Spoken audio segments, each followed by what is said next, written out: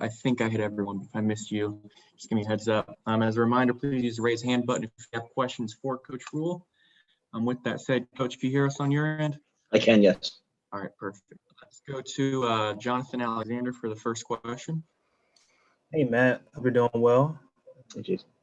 I'm wondering, what did you like about Scott Fitterer during that process, and how do you think he fits, with you all's overall vision? Well, I think he's going to be outstanding. I think he obviously comes with a proven track record. Everyone that I've talked to speaks really highly of him. Personally, character-wise, I think that's the first place I'll always start. He's a high character guy. He's someone that people like working with. Obviously, knows valuation, has done it for a long time, but also understood. What we're trying to do, I think, is really integrate the building. We want to have sort of mentality that everyone's in it together. We're all working together, very collaborative, very transparent.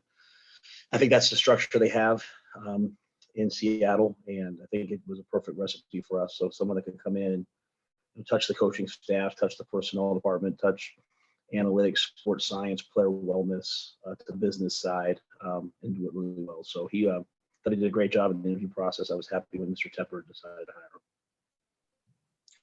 Let's go to Steve Reed for the next question. Hey, Matt, hope you're doing well. So, obviously everything is collaborative when you're working together. The way you understand it is like when it comes down to a decision, does he have the final say in the personnel moves? You have the final say in the roster, decisions on game days and things like. Can you kind of break that down? What you understand your different roles there? Did they not talk about that in the press conference? They didn't say that. They did. I just wonder what you're. Oh yeah. Okay.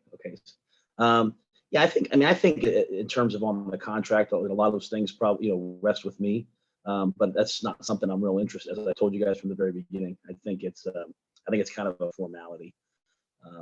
Scott's here to run the personnel. He's here to build the roster. He's here to establish the draft process. I think. So I think some things maybe are kind of written down contractually, but I had that experience this past year. I think we're going to work really collaboratively and work together. Let's go to Scott Fowler. Hey, Matt, how are you? Good, Scott. How are you? Good. You've been on both sides of these very exhaustive interviews now. I guess, it was a year ago that you were going through what Scott went through. And now that you're on, this side of it, and I wondered if you could describe a little bit how David Tepper is in those interviews. I assume you did some of these at least together, and I'm just interested in how, his questioning. Scott described it on his call as, it was very challenging, I guess is the word he used. So how did that go? Yeah, so I think we did like 15 Zoom calls, 14 or 15 Zoom calls. In fact, at one point I had someone say to me, someone in the business say, hey, a lot of people are kind of making fun of you guys for doing that, but I thought it was brilliant. I'll be honest with you, Scott. I thought like for a first year NFL head coach, for a third year NFL owner, to be able to talk to 15 people, 2 in-house and then 13 other organizations about how they do everything. I would have paid for it, So obviously we weren't just mining it, but we were listening to all these people talk about how they do things, and it really shines a light on what we're doing and what we're not doing. So I thought it was a really exhaustive search, and I think that needs to be said about because you're asking about Mr. Tepper. I think that needs to be said. His stamina for this is impressive. I think the questions I would say is just Mr. Tepper is really direct. He asks direct questions. But he asked them about like really serious topics as we kind of went through this, as we learned more, as we looked at our own organization. That's just kind of set the framework of, hey, how are we going to handle this moving forward? How are we going to handle that moving forward? And then as we, kind of got into more and more interviews, as other things came up, we could address that with other people. So I thought Mr. Tepper was an elite part of the process. And I'd say it because, while he's not a football coach or a football evaluator, like he makes decisions day in and day out in his business. And the one thing he always says to me is, I don't care if I don't want to make mistakes, but if we make mistakes, we're going to make them in football, but we have to have the right processes, the right decision making. And so I think that was a big part of this process was, hey, how are you going to make decisions? How did you make this decision? How will we make this decision? So I think we did the 14 or 15 virtually. Then we brought 4 people in, met with 4 people in person. There were probably countless other phone calls and questions, none of that, but those are the official things. I thought he was really, really, really a big, helpful. Let's go to David Newton for the next question. Hey, Matt, good to see you. What did you learn about other organizations in that process that can be helpful you'd like to maybe use with your own? I have 2 questions, by the way.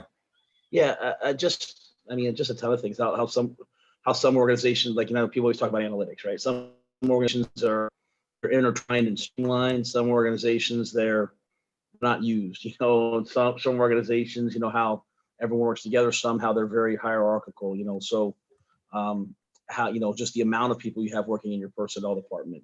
How some organizations are growing their scouts up. From young assistants all the way up through.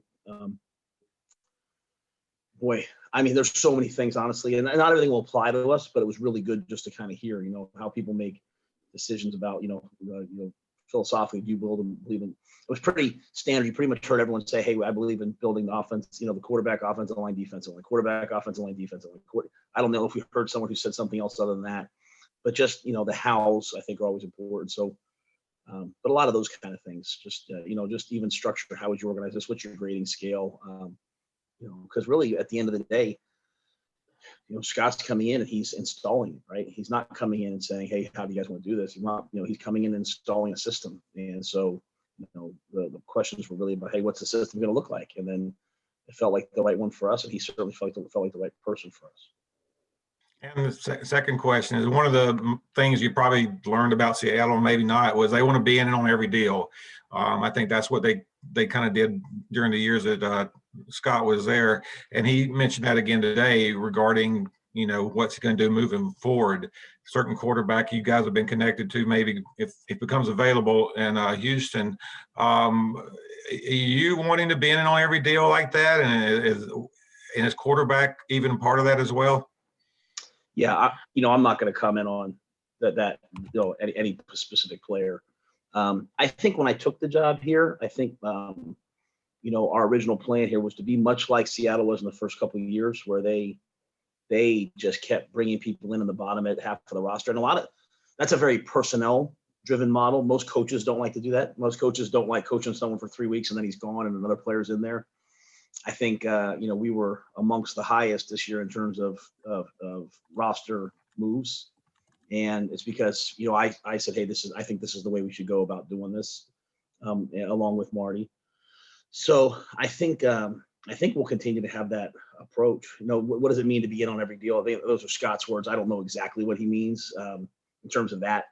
I would just say that each and every day we have to try to find a way to get better football wise, but also improve the roster. And I think that's looking at anything and everything from the CFL to the Arena League to, who we're going to draft at 8, whether we move up or move back or stay there. So I think it's just that mindset of never being, again, a lot of coaches, they don't like the roster to change. They like to know what they have. And I think we're going to continue to try to churn.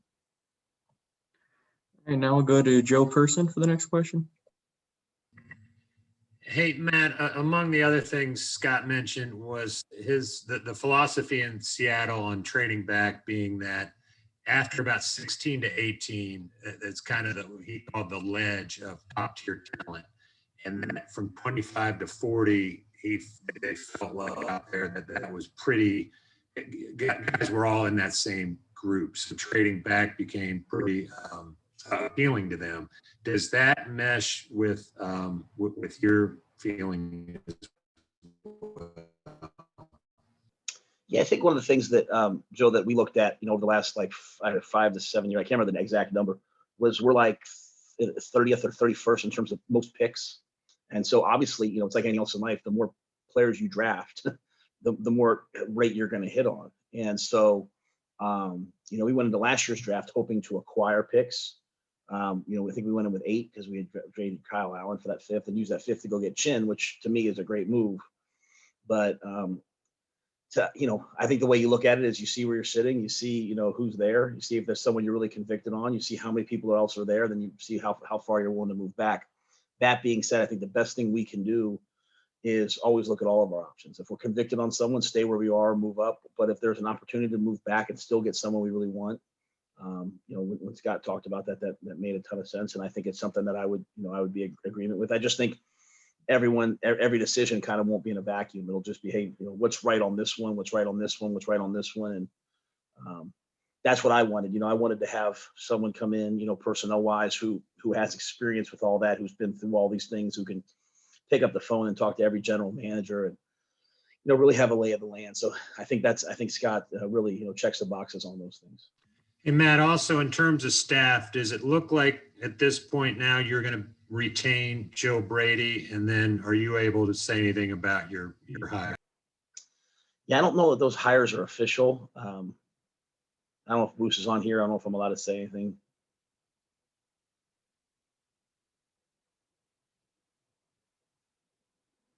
I am here. No, I am here and not official yet, so we can't comment on them yet. Sorry about that.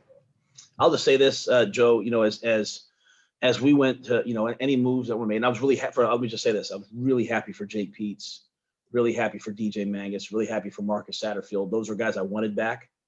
But, I'm not going to be the type of person that prevents someone from having a chance to go take care of their family and also have a chance to call plays in the SEC is a big deal.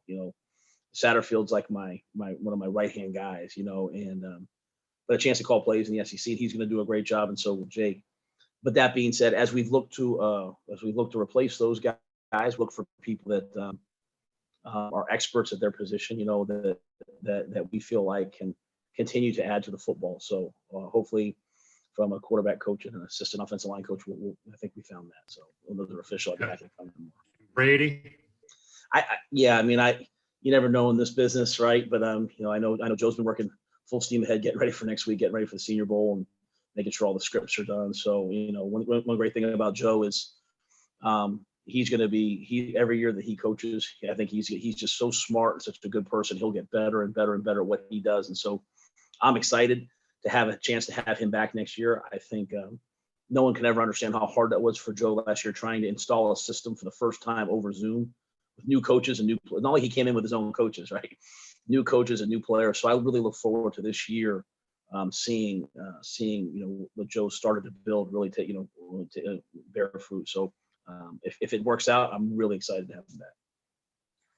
Let's go to Josh Klein for the next question, followed by Elena Getzenberg. Hey, Matt.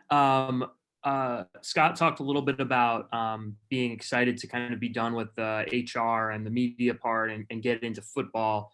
Next week, you guys go to the Senior Bowl. Are you excited to kind of stand next to him on the sideline or 6 feet apart from him or whatever and look at guys and actually get to talk football and see exactly how it seems like your philosophies mesh, but maybe your specific football philosophies mesh, if that makes sense. Yeah, no, that's a great question, Josh. And I think it's the perfect timing because we're coaching the game. Like we'll probably meet every night. I don't know, 5, 6, 7, even if we have to meet at midnight, and our scouts and our coaches will get in a room and we'll watch the practice. And not very often do you have a chance to get coaches and scouts together and sit there and watch tape and have the coaches talk about, hey, I like this, I don't like that, because that's really all this is. I mean, Scott Fitterer wants to bring us players that we can coach. At the same time, he also wants to, I'm assuming he's going to want to challenge us, like, hey, I think this guy's better than this guy. So what a great chance for us to sit there with Scott, with Jeff Morrow, with Jeff Bether, with all the guys in our personnel department, watch the tape, go through the players, and really just kind of, it's great for me sometimes just to hear what Pat Meyer's looking for in a guard. Like I know what I like, but hey, Pat, let's talk about this. And I think it's timed out really well. We really wanted to do the Senior Bowl. We worked hard to get the game. And I know there's, to make sure that the game, we wanted the game to happen and for our coaches to have a chance to coach it. I think it's gonna be really valuable for us. Hey, Matt, questions. First, I was just curious, during the process, all these GM interviews, all that, was there anything that surprised you that maybe you weren't expecting from the process that you kind of like took away from it?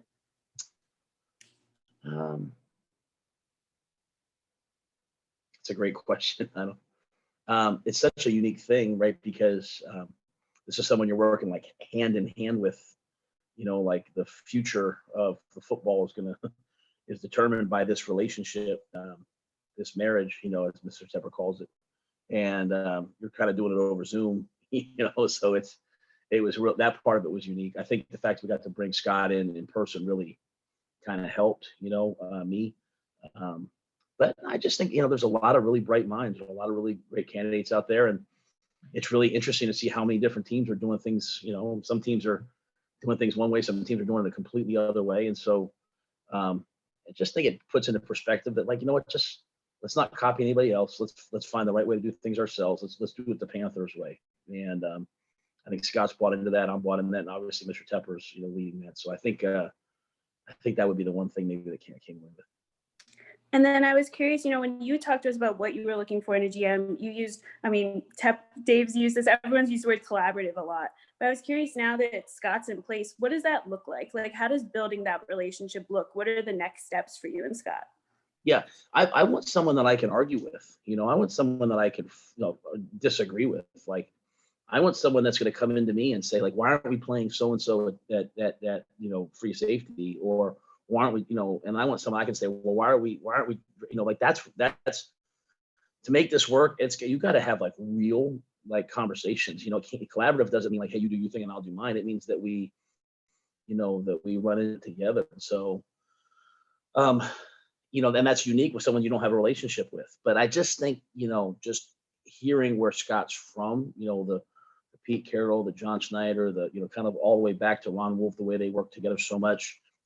Just knowing who he is, talking to other people that have worked with him and for him. I had a unique perspective, Elena, that as a college coach for 7 years, I had different teams coming in. I had different scouts coming in, different people coming in. One of the directors in Seattle was like my favorite guy. So he's one of the first guys I called, like, hey, bro, give me the truth now. And but that's what collaborative means. It means to me that, like, I don't have the time to do this, and he doesn't have the time to coach the team, but we need to push each other, work together, and have, we have to be the closest of close to make this thing be great. And then just to follow up on that, where do you go from here? Like, what's next? Do you guys sit down, look over the roster? Like, what are like the physical? I know the Senior Bowl is coming up, but like, do you need to sit down with him and go over things? Like, what does that look like? Yeah, so the coaches and the pro scouts, everyone wrote up the roster really well, even before he was hired. So I know he can take that book and go get started on that. I think we'll meet next week, and I think we have to really dive into the Senior Bowl, while at the same time probably still having some conversations. Then we get back, you start to look at our team's free agency, other teams' free agency, our contract situation, the salary cap, all those different things, and really I know Scott will kind of set a schedule, but I think next week is going to be a great time for us just to kind of have a chance to sit down and just get on the same page, just even in terms of, hey, what's next? Guys, looks like we have a few left. So let's go to Josh Graham, followed by Jonathan Alexander, and then finish with Nick Carbone. Two things, Coach. The understanding we had, at least on the outside, is that he interviewed, after you guys had already interviewed 10 or 11 candidates, Scott last Monday. And then really quickly, you guys got a sense this is somebody we need to talk to again. How quickly did you know, yeah, this is somebody we're vibing with, this is somebody that we need to talk to and seriously consider? And I don't want that, I think it was just a process. We kind of had the first couple names. We kind of got started as we kept, Mr. Tepper was really researching this and talking to people and getting more names. So that's why we kept just, hey, it's worth talking to him. It's worth talking to him. We saw an interview with Scott from the NFL that they had done, and then we talked to him on the Zoom, and I could tell within about probably 5 or 10 minutes that he was someone that was going to be really, really, really, really alive in the search. I could tell he kind of checked the boxes that Mr. Tepper was looking for. in terms of his, his breadth of knowledge, understanding, the salary cap, understanding the business side, understanding analytics, he just kind of understood all the things that, we want to be. So it became pretty clear. And there were some other really strong candidates. So it just kind of became clear, hey, let's move on to the next phase, which is in person, and get people here and just, see who we best connect with. And I'm sure you already have done a lot of homework on the roster you're going to be coaching next week. I'm sure you watched the national championship game as well. What was your reaction to learning that Mac Jones had accepted an invitation to the Senior Bowl and you're going to be coaching them? Yeah, fired up. I mean, it's funny. I have such unique relationships with the Senior Bowl players. Like, there's 2 kids I recruited to Temple are playing in the game. Mac Jones, I actually called Mac when he was committed to Alabama. I think, they had 2 quarterbacks committed and tried to convince him to come to Baylor. And he said, thanks, but no thanks. So I'm excited to have a chance to work with all those guys, and it was, I really enjoyed the experience last year. And it's a game that I've been to in the past as a college coach, just to see some of my guys in. So now to have a chance to coach it, I think it'll give all of us, to me, it's an opportunity for us to really do 3 things. It's an opportunity for us to get some information to help us in the scouting process, a chance for us to work with those players and help them improve their own scouting process, which I think is important. And then for our staff and personnel staff, it's a chance to go and improve on after what we do, coaching and evaluating. So it's a great week. Hey, Matt, the NFL combines look a lot different, in-person workouts. I'm wondering, from your perspective, where do you think it may hurt coaching staffs around the league and teams when evaluating players? Where do you think it may hurt most? Not having the combine? Yeah. I think probably that, and I don't know what'll be in its stead. I don't know what the alternative is going to be. I mean, to me, it's probably just, the in-person interview part. I know we'll be able to do some things over Zoom and all that, but all of us know, right? Like, getting around someone, talking to them is really, really important. I think that was the most important part of the combine to me was not just the interviews you actually get, the formal interviews, but informal interviews, grabbing guys, talking to guys. I got in the elevator with a couple of players who were drafted real high last year, just seeing, how they treat people, how they do things, right? Like, I knew from the first time and this was at the Senior Bowl, I met with Derek Brown. I knew that he was someone I'd love to coach. And so I think that's a really key part of the process, that personal part that, we're maybe not getting. Let's go to Nick Carboni for the final question.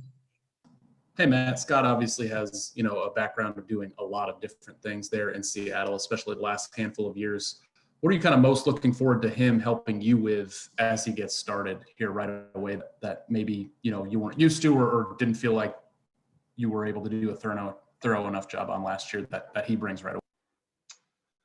I mean, I think it's the pieces of this that like are not anything that I, am versed in, right? I think it's the value you put on players, right? This is a very economic league. Everyone thinks this is like, it's not. And I'm a coach, and I thought I would know this better, but it's not Madden, right? You don't get to just get all players with 98s, right? Like you have to pay for the roster the way you want it. So it's all about finances to me, and it's all about values you put on players. And so, like, even as we enter our own players free agency, we have lots of good players we'd love to have back.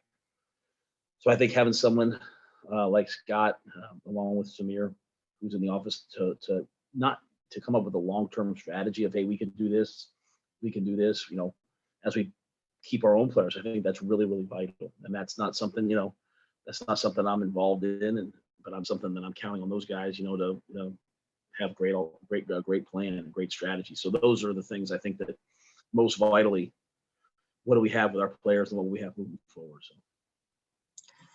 All right, guys, that's going to do it. We appreciate everyone joining. Coach, thank you for your time. Thanks, man. Thanks, man.